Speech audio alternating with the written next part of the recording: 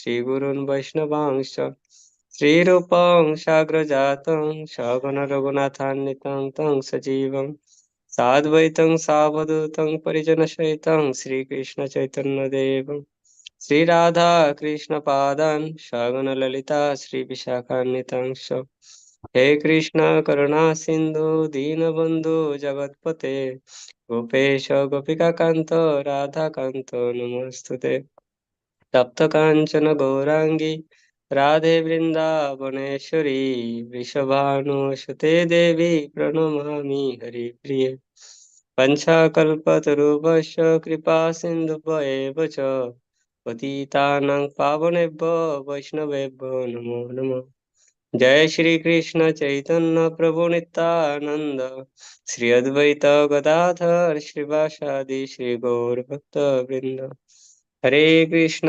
कृष्ण कृष्ण हरे हरे हरे राम राम राम हरे हरे नमों विष्णुपादाय कृष्णप्रेष्ठाय भूतले श्रीमते भक्तिवेदांत स्वामिनीति नामिने नमस्ते सारस्वते देवे गौरवाणी प्रचारिणे निर्विशेष शून्यवादी पाश्चात्यदेशतारिणे Krishna Hare Krishna, thank you.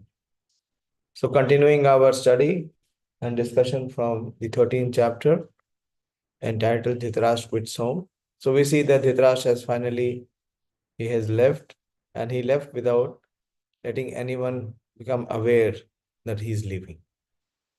And when he leaves, Maharaj Yudhishthir shows the sign of separation. And he is lamenting. He approaches Sanjay, the secretary, and Sanjay is also overwhelmed with compassion. And he says that he also has no news, no information about Dhritarashtra, Gandhari, or Vidura. And at that time, when both were lamenting, we see that Narad Muni appears. And Narad Muni is enlightening both these great personalities about the inevitability of separation based on body in this material existence. We studied till 45th verse. Pradeep Prabhu, you have written 47. We did not cover 46 and 47.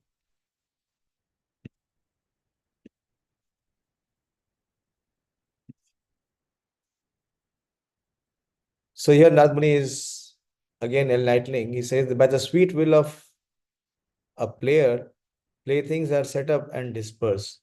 So by the supreme will of the Lord, men are brought together and separated. This was the last word that we discussed.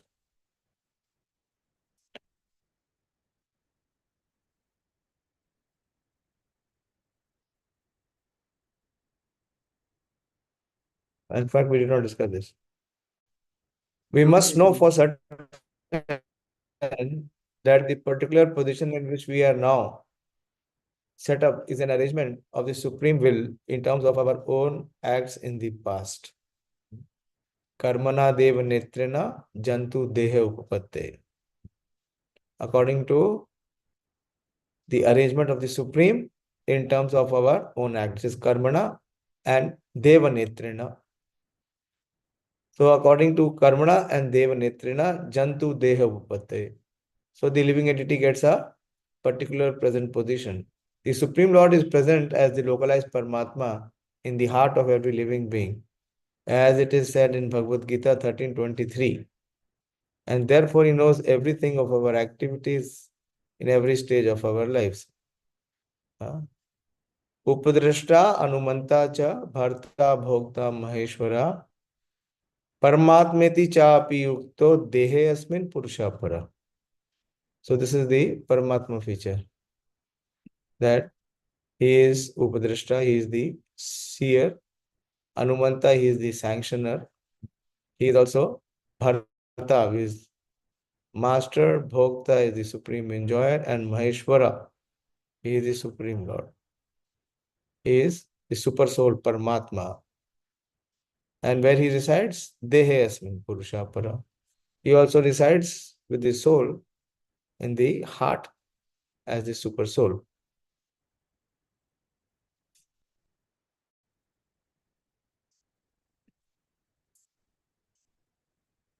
He knows everything of our activities in every stage of our lives.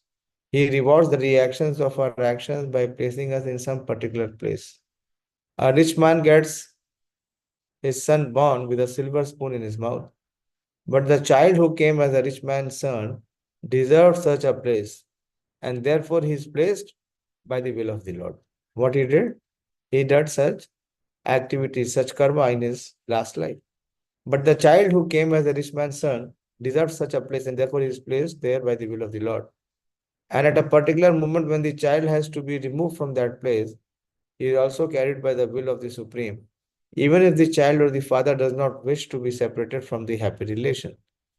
The same thing happens in the case of a poor man also. Neither rich man nor poor man has any control over such meetings or separation of living beings. The example of a player and his plaything should not be misunderstood.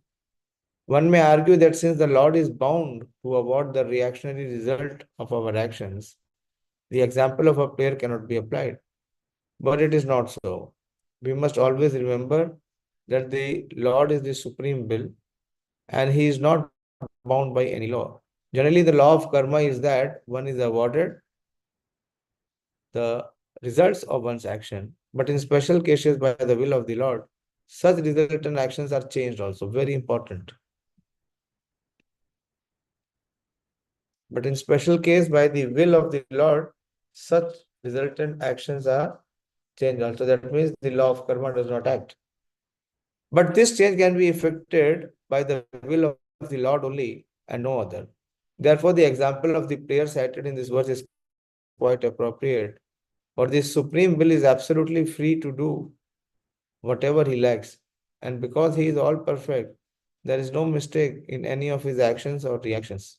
These changes of resultant actions are specially rendered by the Lord when a pure devotee is involved. It is assured in Bhagavad Gita that the Lord saves a pure devotee who surrender to him without reservation from all sorts of reactions of sin. Anyone remembers 9.30 and 31? What are the verses? I think it is Apichetsu. Yeah, it is Apichetsu Duracharo Bhajante Mam Ananya Bhag Sadhureva Samantavya Samyak Vyavastito Hisa. Even if he commits the most abominable action, this is how the law of karma does not act. Please understand this very subtle point. That even if he commits the most abominable action, so as per the law of karma, he is to be punished. If he is engaged in devotional service, he is to be considered saintly because he is properly situated in his determination. But Krishna says he is to be considered saintly. He cannot be considered as a sinful person. Why? Because Krishna protects. Krishna protects one who performs bhakti. And even by accident, if he performs some sin, Krishna does not allow him to be granted by the laws of karma. Krishna saves him. Here Krishna is saying that even if he performs some abominable things, abominable sin, api chetsu duracharu.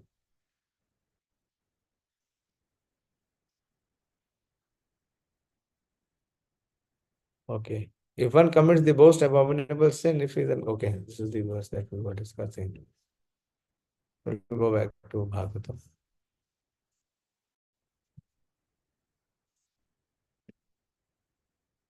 And then he says, what is the next verse?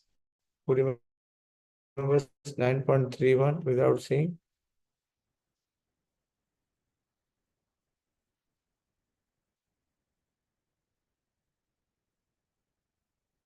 There, Shri Prabhu, again your video is off today. Yes, Pradeep Prabhu. क्षिप्रं भवति धर्मात्मा शाश्वत शान्तिं निगच्छति कौन्तेय प्रतिजानाहि नामे भक्त्या प्रणश्यति. Yes. Shipram Bhavati Dharmatma. He's already said that he is sadhu. Sadhu Reva Samantavya. Then he says he does not remain sadhu, he becomes a dharmatma. Shipram Bhavati Dharmatma. And Shashvatam Shantim Nigachati Kaunte Apratijanahi Name Bhakti Apranashyati.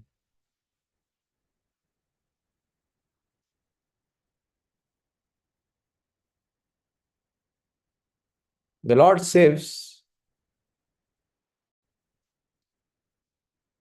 a pure devotee who has surrendered unto him without reservation from all sorts of reactions of sins. And there is no doubt about this. There are hundreds of examples of reactions changed by the Lord in the history of the world. If the Lord is able to change the reactions of one's past deed, then certainly he is not himself bound by any actions or reactions of his own deed. He is perfect and transcendental to all laws.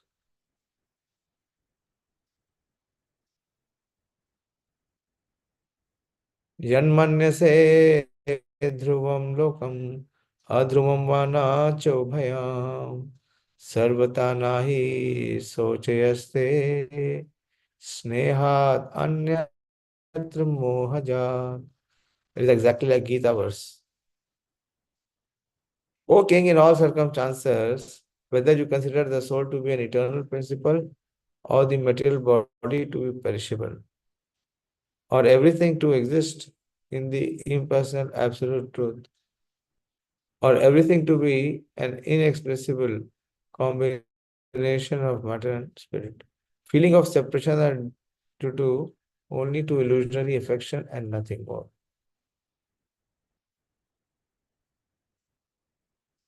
So who is speaking to whom? O king, in all circumstances, who is speaking?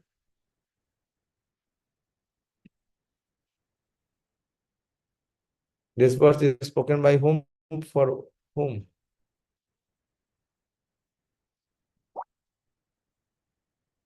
Yes, Manana, bro. Prabhuji, Narad Muni is speaking to Yudhishthira Maharaj. Yes, it is Narad Muni speaking to Yudhishthira Maharaj. He is enlightening Yudhishthira Maharaj, just like Krishna enlightened Arjuna.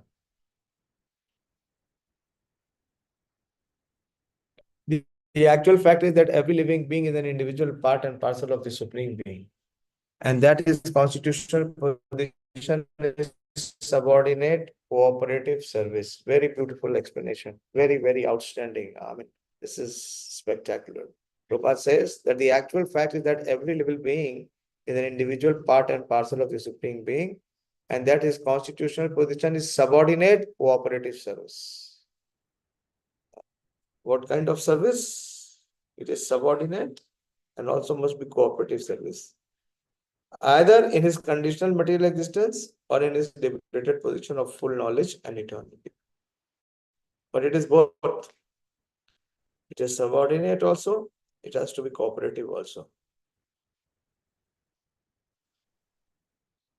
But those who are not conversant with factual knowledge put forward many speculative propositions about the real position of the living entity. It is admitted, however, by all schools of philosophy that the living being is eternal and that the covering body of the five material elements is perishable and temporary. The eternal living entity transmigrates from one body to another by the laws of karma. And the material bodies are perishable by their fundamental structures.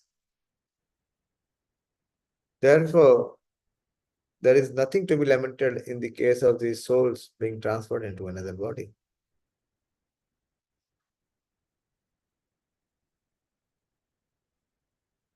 Or the material body perishing at a certain stage.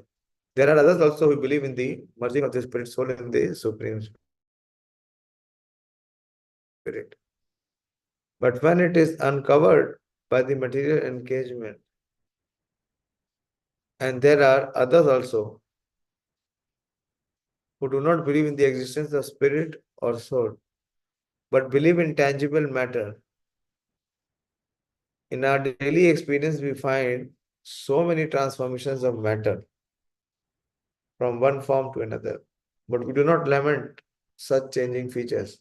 In either of the above cases, the force of divine living energy is unshakable, and no one has any hand in it, and thus there is no cause of grief.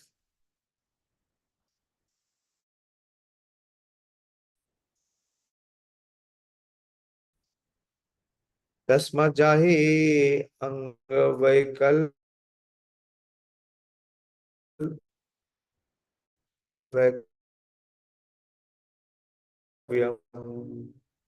अज्ञानकृतम् आत्मना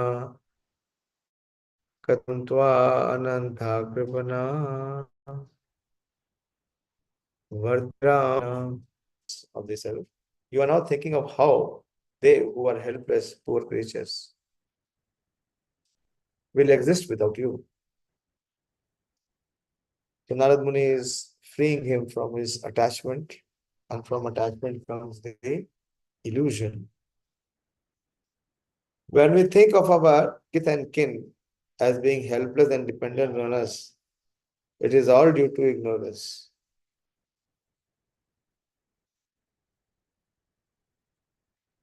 Every living creature is allowed all protection by the order of the Supreme Lord in terms of each one's acquired position in the world. The Lord is known as Bhutprit, one who gives protection to all living beings. One should discharge his duties only, for no one but the Supreme Lord can give protection to anyone else. This is explained more clearly in the following verse. Very beautiful verse, very, very important verse. Kala karma gunadhino dehoyam pancha bhautika kathamanyam stu gopayet sarpagrastha yathaparam. So how can anyone give protection to whom? Those who are under the influence of first Kala. All the living entities in this planet Earth are under the influence of Kala.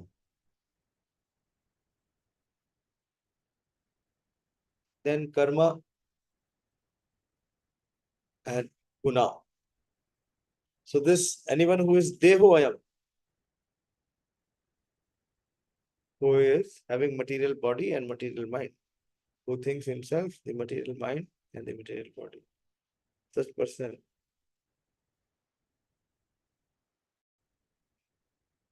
is under the influence of Kala, Karma, and Guna. And the body is Panch Bhautike. It is made up of 5 elements.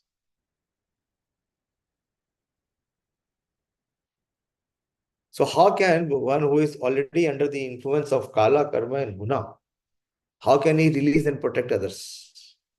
Katham manyams tu gopayat. How can such a person who is under the influence of Kala also, Karma also, Guna also?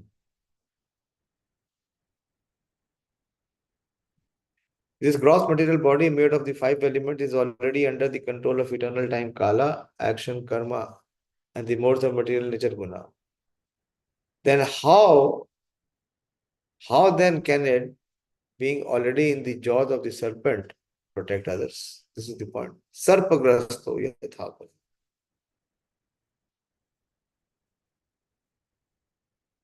The world's movement for freedom through political, economic, social, and cultural propaganda can do no benefit to anyone, for living beings are controlled by superior power.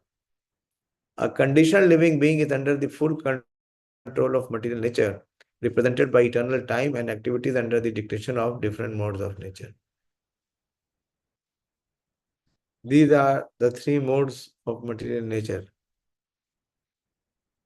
namely goodness, passion, and ignorance. Unless one is situated in the mode of goodness, one cannot see things as they are.